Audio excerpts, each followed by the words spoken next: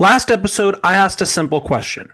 Why doesn't a major rock and metal festival centered around women exist? So I decided to do some research myself. I looked at five of the biggest rock and metal festivals in North America and Europe, and what I found honestly surprised me. Hello, all of my beautiful rockers and metalheads out there in the world, and welcome back to another episode of Valkyrie Sessions here on YouTube, Spotify, Apple Podcasts, wherever you listen. I'm proud to bring this back. My name is Aaron Jackson, and we're here to talk about some more great things going on with women all around the rock and metal scene. Got a lot to get into today, a lot to talk about. I'm actually on my way later today as I record this. This is being recorded on Sunday, even though it's being posted a few days later. On my way to a concert later today. So I'm actually going and seeing Ginger and Entheos. So I will be back here on episode 3 next week to tell you how both of those bands sounded live. I love both of them on record, and I'll actually be talking about at least one of them later today when we get to a later segment on the show.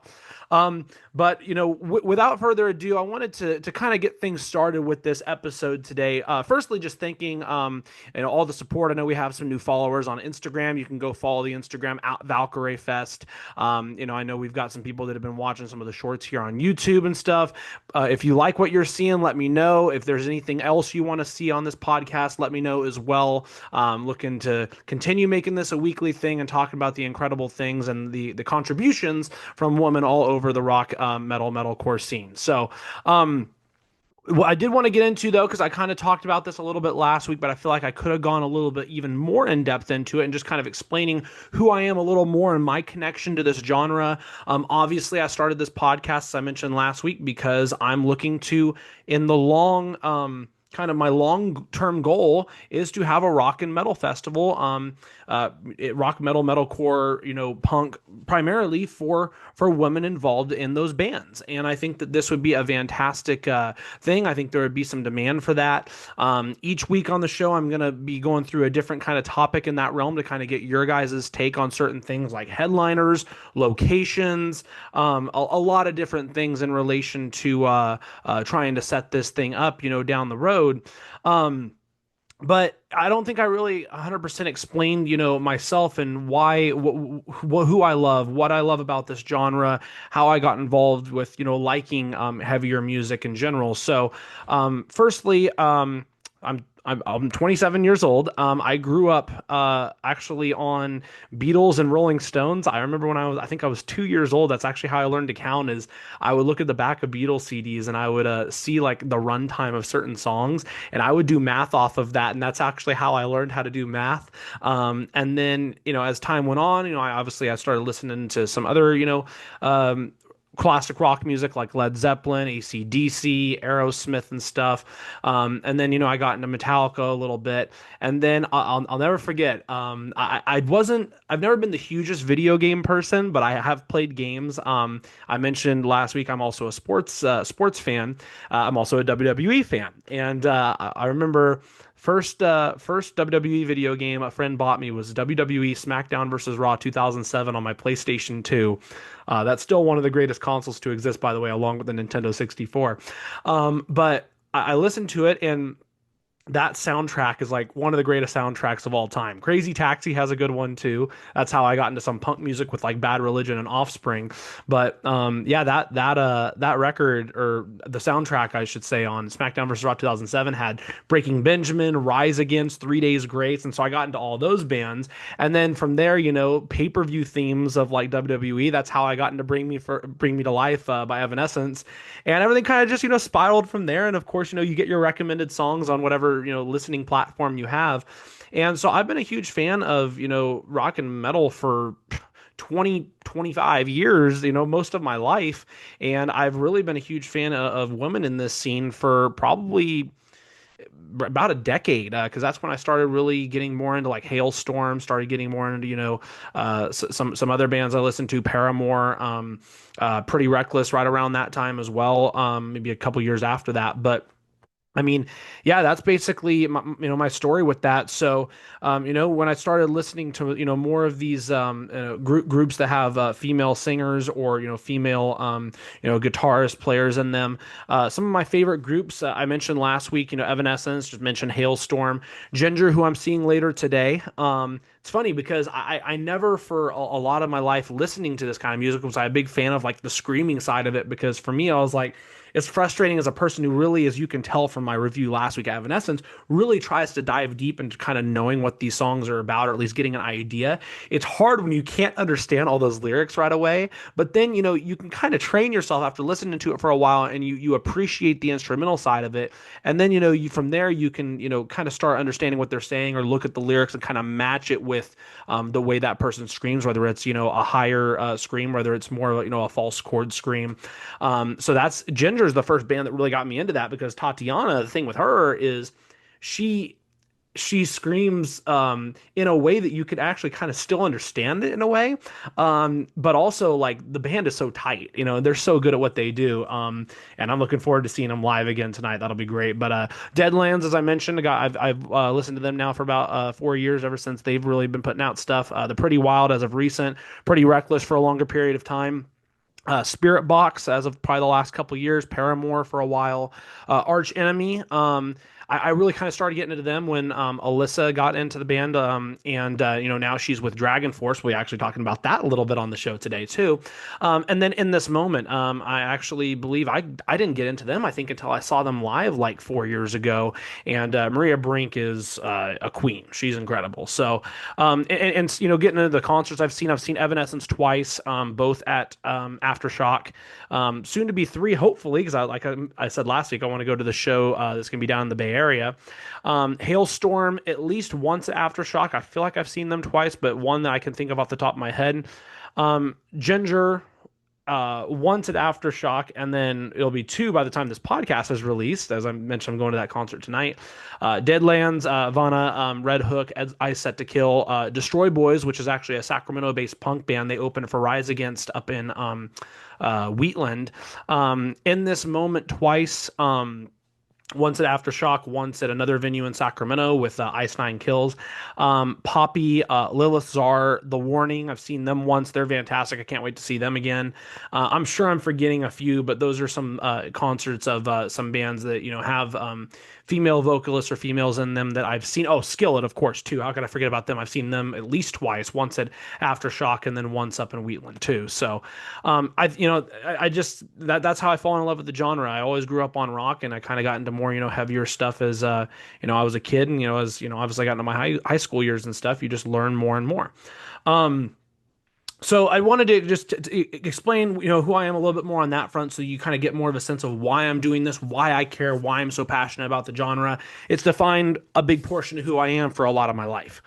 And as I talk about the importance of why I think this festival is necessary and needed, I wanted to get into some numbers. As I mentioned in the intro, I did some research this past week, and in terms of woman-led bands with women in them, and the percentage, kind of just comparing them to other major festivals. It was really surprising and a little depressing for me, honestly. And I do want to preface what I'm about to say and what I'm about to go through by saying, I understand it's not easy for promoters to find, maybe a large number of bands always, because they might be on tour while certain festivals going on.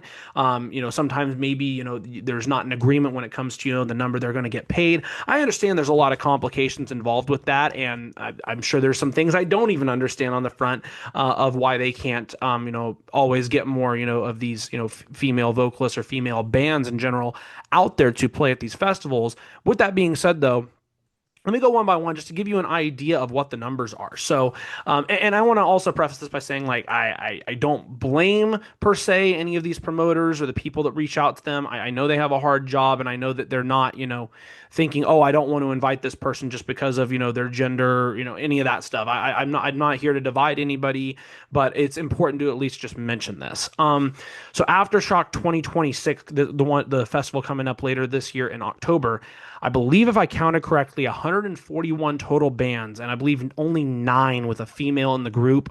Cold Chamber, Emarosa, Holy Water, The Pretty Reckless, Baby Metal, Kylesa, Pretty Wild, Alyssa, White Gloves, The Violent Hour. I might be missing a couple, but those are the ones at least I counted, and that's just 6.4% of the groups that are going to be playing at the entire festival that have a female member who's playing. I love this festival, but that is a little bit disappointing for sure. It doesn't get much better though when you look at some other festivals. Welcome to Rockville, Sonic Temple, Louder Than Life, Louder Than Life.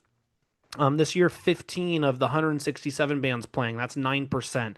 Sonic Temple, 14 of 117. That's about 12%. Welcome to Rockville. I think I counted 12 of 143. That's like just over 8%. And then you look overseas, out in Germany at Rock am Ring. It's similar with 9 out of 73. That's just over about 12% too, 12.3%. So, across five major rock and metal festivals in North America and Europe, that's roughly 1 in 11 acts that features at least one female member. So uh, it's tough. Like I said, I know that there's not an intention to, drown that out or whatnot, but it's also like, if there's the sense of these people can't play because of certain reasons, or we're trying to get bigger acts on that might not necessarily have a woman in them, it's also a reason why I feel like this festival of having an all-female rock and metal festival is needed, because then you'll have proper representation of that. Everybody will go to that cares about this exact kind of subgenre or kind of music. And I think that it would be a way for them, a lot of these bands, to get the respect that they rightfully deserve and kind of showcase them on a higher level. Some bands that don't even get a chance to maybe play at these festivals could play there too. So that's why I'm doing it. That's why I think it's important. Again, my goal is I think it could start as a 2-day festival, but I'm open to hearing anybody's comments and just your overall take on it, how you guys think it would be best, to go about it. Bands you think that should be invited the first year. I went over some last week on episode 1, so if you missed that, go check out episode 1 after you're done listening to this one. But with that being said, this kind of perfectly transitions to the next thing I want to talk about, which is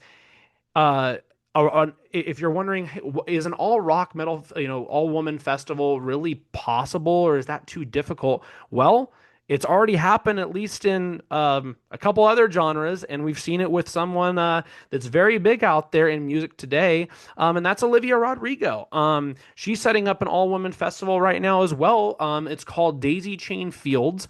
It's going to be at Great Park in Irvine, California on August 29th. The proceeds are directly going to support charities including Planned Parenthood, Baby to Baby, the Center for Reproductive Rights, and the Black Mamas Matter Alliance. And the thing, just looking at the picture of the bill of this, maybe I'll see if I can embed this in post production. But Olivia didn't even put herself at the top of the bill when she's clearly one of the probably most listened to acts that's playing at the festival. She put herself right in the middle. Credit to her for that. Obviously, no ego on that front, which is great to see. Some other acts that are playing at this festival: Bikini Kill, Chapel Roan, Die Spitz, Dochi, Eli, Garbage, which is awesome. I love Garbage. That's great. Cat's Eye, Mitski, Not for Radio, Quiet Light, Santi Gold, Rachel Chinorini, Karen O, Sarah McLaughlin, which also helped create Lilith Fair. I'll get into that in a moment. Stevie Nicks, which is great. That's awesome. Tickets are starting for general admission at $250, VIP $500. I kind of want to say yikes about that, because those are pretty not too cheap prices. But at least it is going to a good place. Again, this is just a one-day festival. It is down in Southern California, so I'm sure the costs are a little bit more in terms of renting out the venue. Olivia said the event is founded on the belief that joy, community, and creativity can inspire meaningful change. I think that's awesome. She came up with the name saying that we can all be links in this chain larger than the individual, strong and beautiful. The inspiration comes from Lilith Fair, as I mentioned, with Sarah McLaughlin. That was a music festival from the late 90s.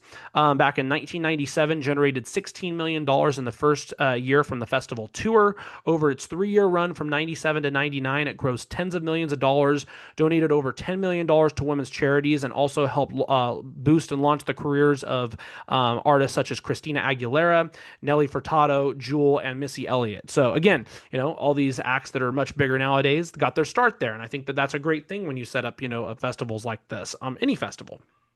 The festival is also going to have immersive art installations and a place to shop from women-led businesses. So this is just a great idea. I think the venue also just overhead looks great. It's interesting because I've looked at a lot of venues already across multiple cities in multiple different states. There could be a potential for Valkyrie Fest when that becomes a thing. And with this venue down in Irvine, Great Park. There's a lot of soccer, softball, baseball fields, but also tons of open space and relatively far away from neighborhoods where you probably wouldn't get all those noise complaints and stuff. And these are all things I've kind of considered and wrote down and looked at, looking at locations. I've even passed up on a couple because of the sports fields and the potential for there to be tournaments and games there. But I'll have to maybe reconsider, kind of look at space a little bit more and, draw some things out on that front. But anywho, I think this is a great thing to talk about, and it shows that, hey, this is already happening when it comes to, some pop alternative music, some rock music out there. So, hey, why can't we get, metalcore rock out there for all woman festival as well? If this is going to be successful, why can't Valkyrie Fest? What are your thoughts on Daisy Chain Fields and the location? Would you consider going, or is the price tag too high? Again, general admission $250, VIP $500. I'm not sure if they have a target of how many tickets they want to sell or what they're looking at in mind yet. But anywho, I think it's a very interesting concept, and I really hope it's successful for Olivia and everybody involved. With that being said, I want to move on and kind of talk about. I mentioned Alyssa, formerly of Arch Enemy, now with Dragon Force, and we've seen a couple of changes with some bands that have had male vocalists that are now either incorporating also female vocalists in the band, or now have a female vocalist that, for a band that primarily before had a male vocalist. So Alyssa joining Dragon Force. You also have Sarah Killboy Skinner joining Bad Wolves. I've listened to Bad Wolves all the way back to when Tommy Vex was with the band. I think they opened for Breaking Benjamin and Five Finger Death Punch at a concert I went to back in like 2018. So I've listened to them for quite a while. And obviously we've seen this as well with Emily Armstrong, who joined Linkin Park. That what happened, a little over a year ago too.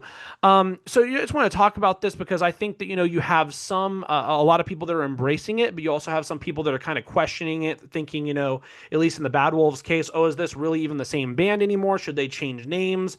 And it's an interesting topic because you always are going to have some level of animosity, I think, or some level of skepticism from fans whenever there's a change at the top of the band, at least in their view, which is the lead singer.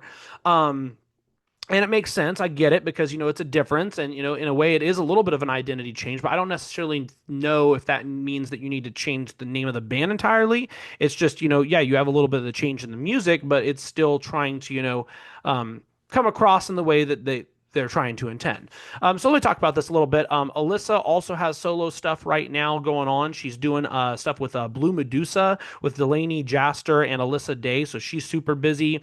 I think people are mainly worried that her voice or her vocals, especially some of the heavier stuff, may take away from Mark Hudson, who's been with Dragon Force for quite a while. I don't necessarily feel that way after listening to at least a couple of the songs I've listened to, such as Burning Heart. I think that they mesh really well together, and her harsh vocals add a little bit of an extra element that the band didn't have before, and I think that just it's a really cool addition.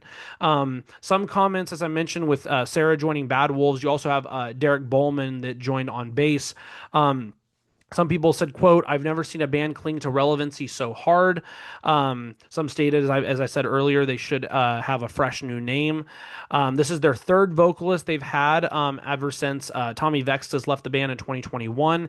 They then had Daniel Laskewitz recently left. I believe he's playing bass now for Falling in Reverse. Personally, this is just me. Nothing against him, but I wasn't a huge fan of just his voice and style with the band. I did like a couple of the songs that they had with him, like Lifeline and If Tomorrow Never Comes. But just live, I don't feel like it meshed well. I heard them at Aftershock, I want to say a couple years ago, and it definitely felt a lot different than when, Tommy was with the band. I think regardless too, like your thoughts on Tommy and, as a person and his views, he has a very unique voice, a great stage presence.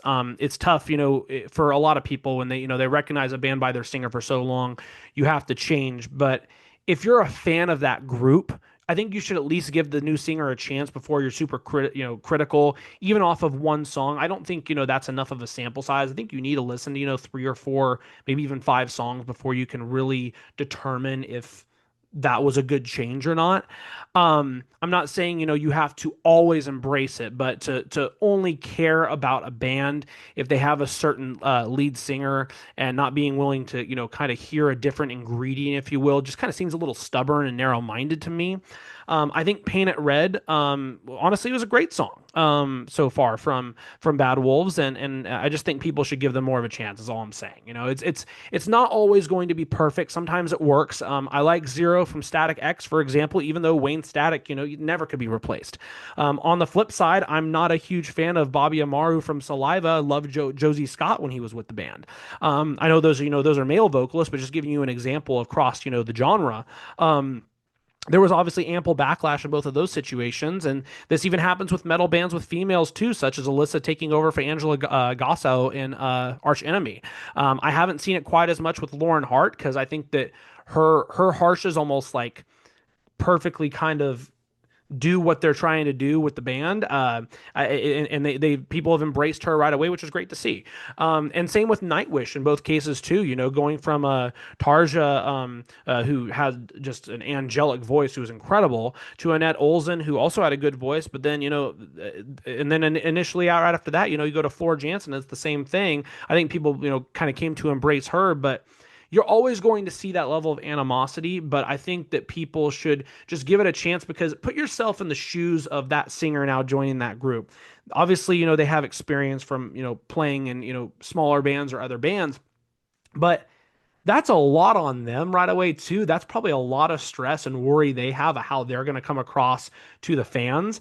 And so if they're on social media and they're reading all that animosity early, that's only going to probably make them second question themselves and make it a lot harder on them to try to deliver what they're trying to deliver to the fan base. So I just think people should, cool their jets a little bit, give it a little bit of a chance. And again, if it doesn't work out, yeah, say that and let them know. But I just think one song or, just seeing a change and not hearing anything is very kind of like selfish and narrow-minded a little bit. So I thought that was just an interesting thing I wanted to talk about. But what's your take?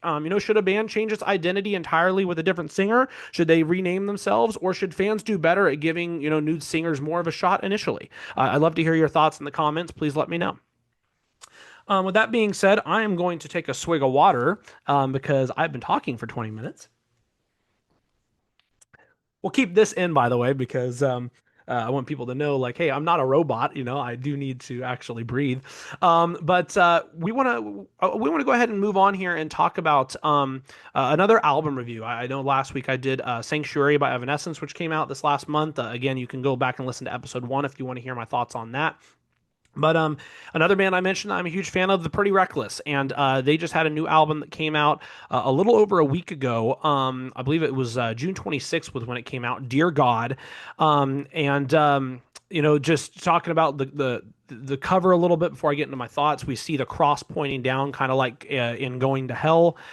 She has even stated this that the symbol is used kind of as a means of confession in this album in general. I think listening to it and getting my general vibe, it was very sad and kind of dark to me.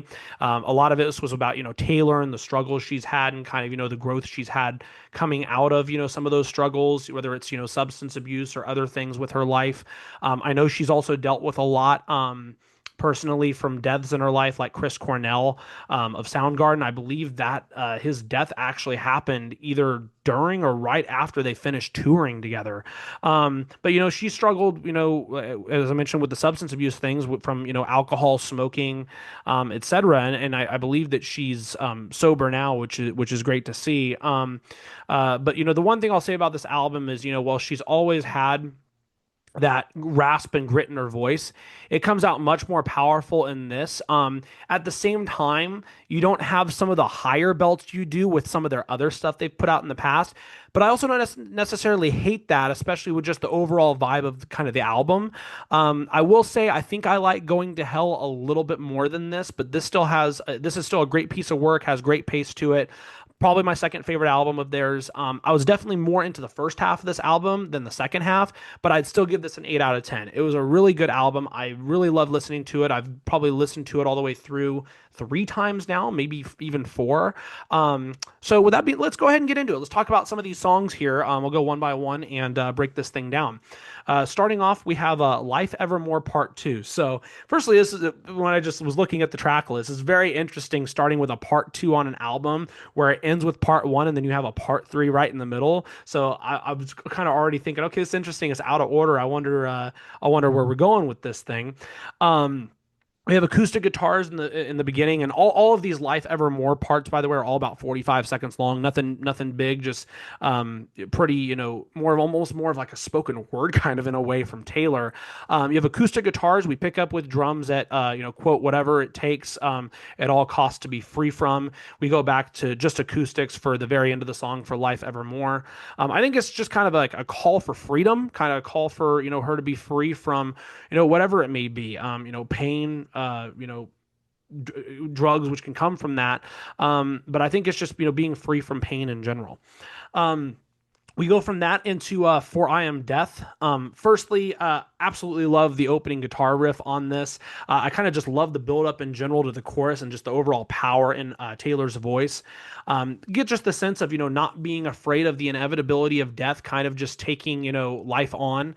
The big part of the song, For I Am Death and All Alone, so many years out on my own, and everyone just runs and hides away from me. Super dark. Could almost, even be a double meaning from that, talking about, loneliness and life, feeling like death. But, then right after saying, I can feel I've got my hands on the wheel, when she says I'm back in control, or, when she says, I got my hands on the wheel, it could mean I'm back in control. I'm going to make something of my life, screw death. I think it's a great song in terms of just empowering people to kind of take back their life. Especially love the grungy sound of her voice in this, which is fantastic. It's kind of almost like an anthem in a way. So really, really good start to the album. And then from there we go on to When I Wake Up, and it just continues with really solid stuff here. We go from grunge in For I Am Death to basically almost kind of in-your-face punk to start this off, which is kind of fitting because the last track is almost in a way like a rebellion against like a depression or a darkness in a way. Love the power chords in this. Kind of interesting the pause at the end of When I Wake Up, I don't know where I was last night. And you kind of get almost three parts of the song in that sense with this. Although I feel like when I listen it back later, it wasn't necessarily all in parts. I think it's more of like a dream turning into a nightmare with each, and kind of just different parts of that almost describe parts of life as those nightmares, right?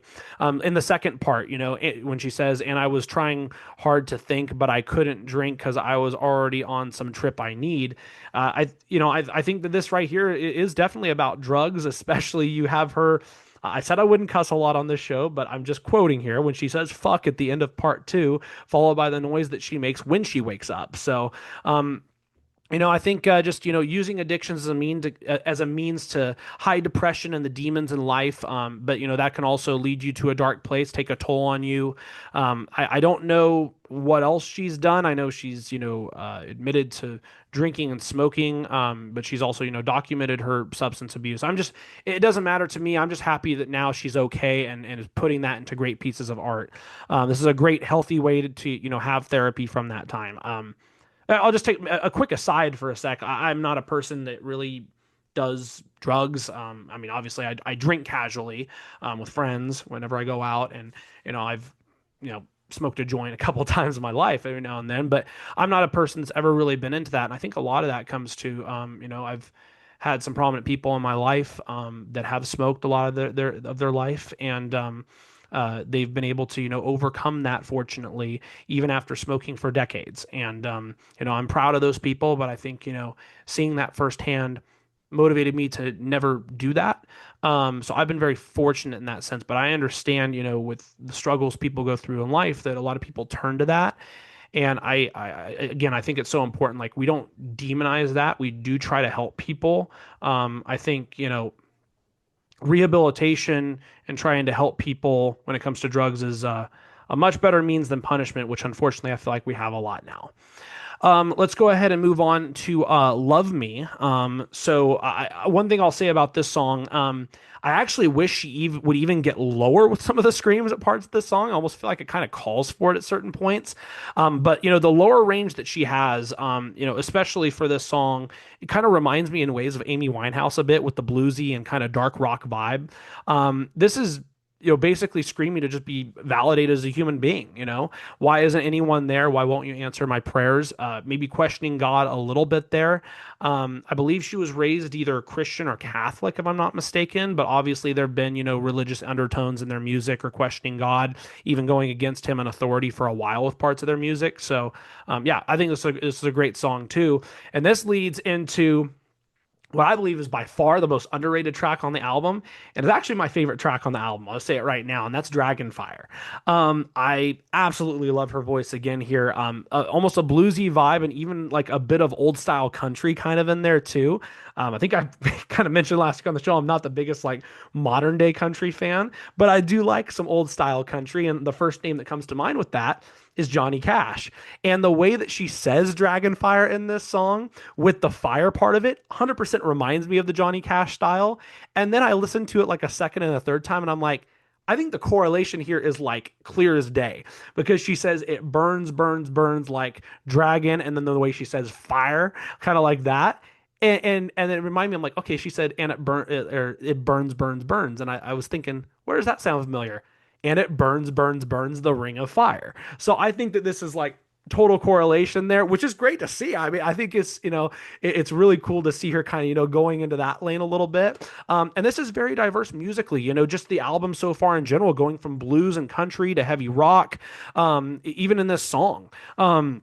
So yeah, definitely my favorite track so far. We even get some really good screams in there too with fire at the end of it. And that's what I want to hear more of out of her, man. I think that like whenever I can hear like her pure scream out of that, like she has such a good like lower scream on that front, but you get so much like emotion out of it with her. So really good here. I think this is just kind of about being scarred and kind of broken, maybe from a relationship. I was just so in love with the song musically that it was hard for me to even really dive deep into what it was about per se. We go on from there to Dear God, the title track on the album. I mentioned last week how I really love with Sanctuary, how they put that in the middle of the album and, each song kind of built up to that point. We've kind of gotten that here too, which is what I've loved so much about this album so far. This is the longest song on the album too. So it really makes you kind of commands the listener to really think deep about what they're listening to, kind of ponder it, consider it.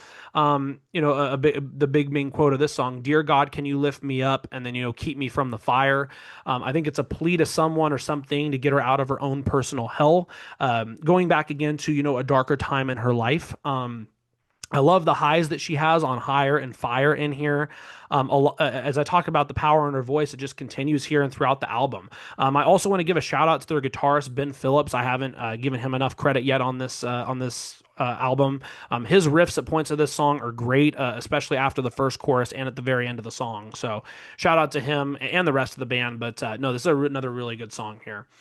We go from there to Life Evermore Part 3. Again, we go back to talking about Part 2 earlier and how it's kind of, a call to be free, get your freedom. This is kind of about, I get the sense, failing to just escape a toxic lifestyle, kind of using drugs to numb the pain, and even almost as an excuse when it comes to, trying to meet other people in like a relationship or whatnot. So very, very interesting. We'll talk about Part 1 here in a bit. Well, let's move on to the second half of the album here. It starts with About You. One of the first songs that has really just rocked right away, where we have loud guitar and drums to kick things off. Then we kind of go to a pop rock. So, let's just pause for a second, analyze just how dynamic this group is. We've had grunge, we've had blues, we've had country, we've had pop, we've had rock so far in 7 songs on this album, and it all makes sense and works together in what they're trying to do. I think it's incredible. This feels like she is, kind of speaking to her former self when she says, lost, always been a matter of trust, but I can't believe a single word you say. And then the constant part of what does it say about you? I also leave love towards the end of the song the bleep after she says fuck and fuck you, I'm doing it myself, but she says fuck and then it like bleeps out the you. It's just that's pretty funny. This is also a moment of growth though, I think as well, in saying like, hey, I'm finally gonna fix my life. I'm gonna fix this shit, you know. So I think it's really really good song here too. We go on to "Spell on You."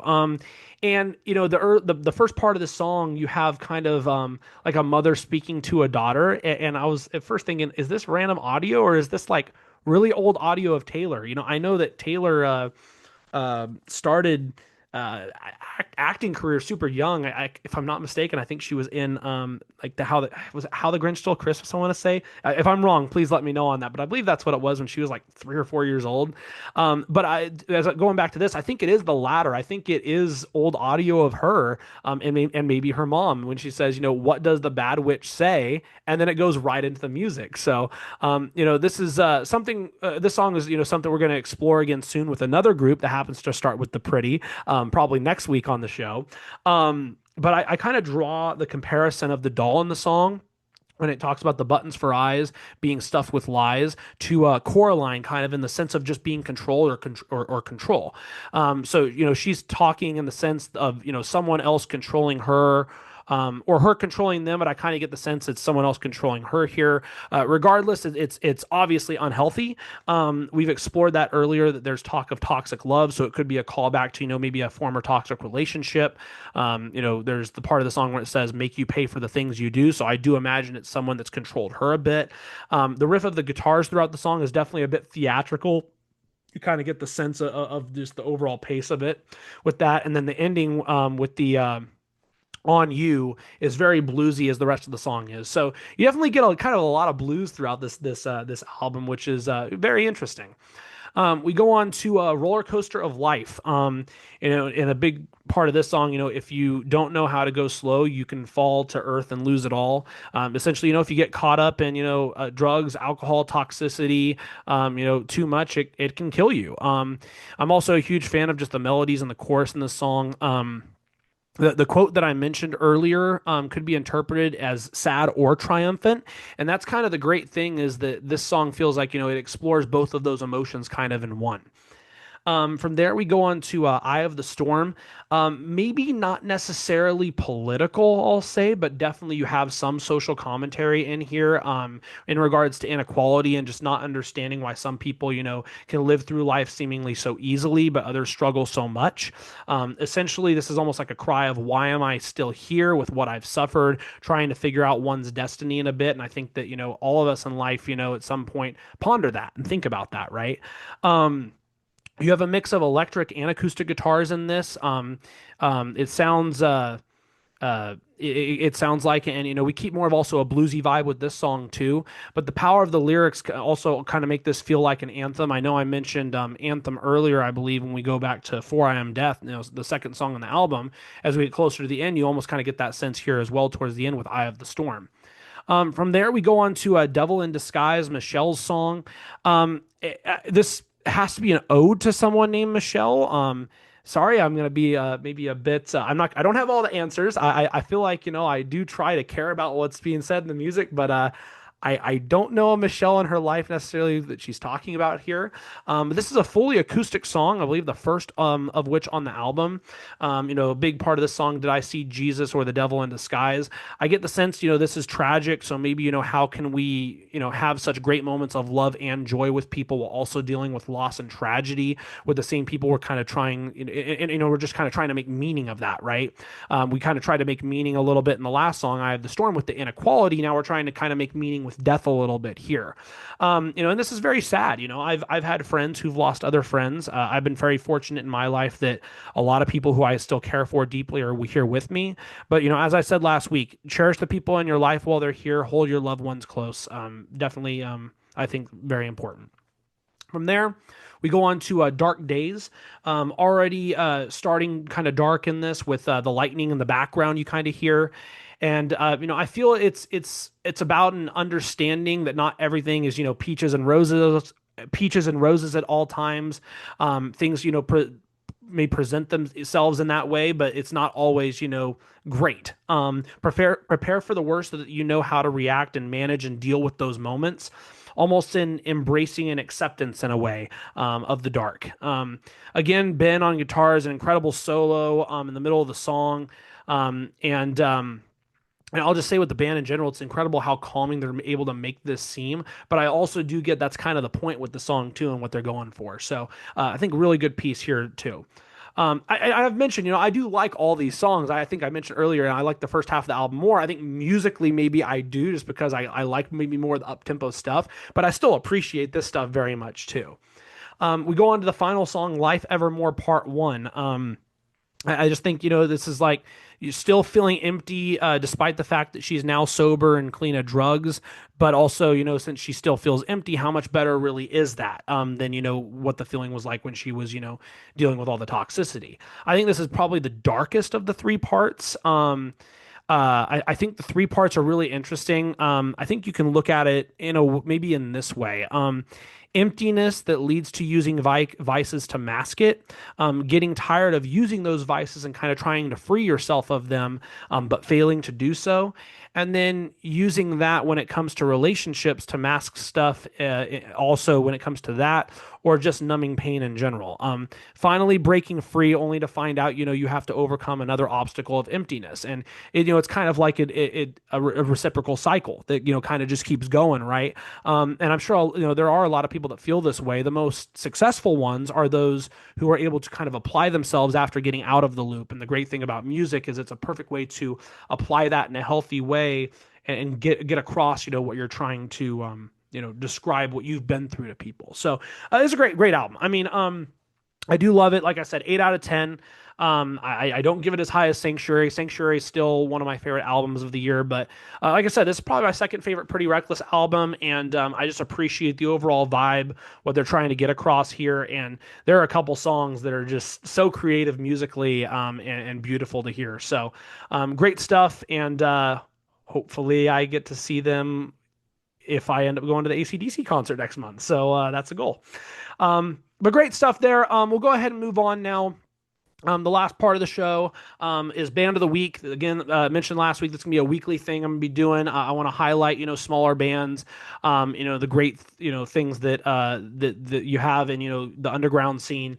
Entheos, as I mentioned, I'm seeing them tonight. They're opening for Ginger out of Santa Cruz, California. They started in 2015. They're led by vocalist Cheney Crabb, drummer Naveen Koperweiss. I hope I'm pronouncing that right.